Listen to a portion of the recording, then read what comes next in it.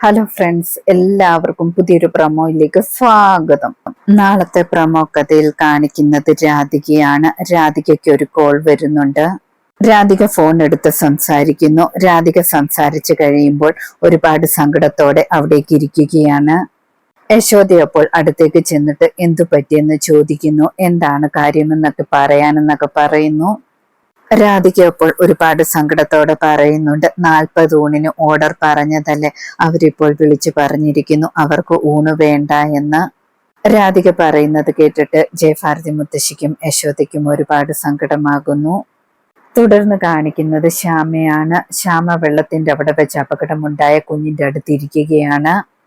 ശ്യാമ ആ കുട്ടിയുടെ കട്ടിലിൽ അടുത്തിരുന്നു കൊണ്ട് നോക്കുന്നത് കണ്ടിട്ട് ഊർമിളയ്ക്ക് ഇഷ്ടപ്പെടുന്നില്ല. ഊർമിള പറയുന്നുണ്ട്, ഏഞ്ചൽ മേരി ഇവിടെ നിന്ന് പൊക്കോളാനെന്ന്, ഞാൻ ആ കുട്ടിയെ നോക്കിക്കൊള്ളാമെന്ന് പറയുന്നു. ശ്യാമ അപ്പോൾ പറയുന്നുണ്ട്, കുഞ്ഞിനെ എന്തിനാണ് വേറൊരാൾ നോക്കുന്നത്, ഞാൻ ഇവിടെ ഇരിക്കുകയല്ലേ എന്നൊക്കെ ചോദിക്കുന്നു. ഊർമിള അപ്പോൾ ദേഷ്യത്തോടെ ശ്യാമയോട് പറയുന്നുണ്ട്, എഴുന്നേക്കാൻ പറഞ്ഞില്ലേ എന്നൊക്കെ. ശ്യാമയും അപ്പോൾ ഒരുപാട് ദേഷ്യത്തോടെ തിരിഞ്ഞു ഊർമിളയെ നോക്കുന്നുണ്ട്. ഊർമിള അപ്പോൾ ഞെട്ടിപ്പോകുന്നു. ശ്യാമയുടെ ഇത്ര ദേഷ്യത്തോടെയുള്ള ഭാവവ്യത്യാസങ്ങൾ ഊർമിളയും ആദ്യമായിട്ടാണ് കാണുന്നത്. ഇന്നത്തെ പ്രൊമോ കഥ ഇതോടെ അവസാനിക്കുന്നു. പുതിയൊരു പ്രൊമോയുമായി വീണ്ടും കാണാം. Thank you.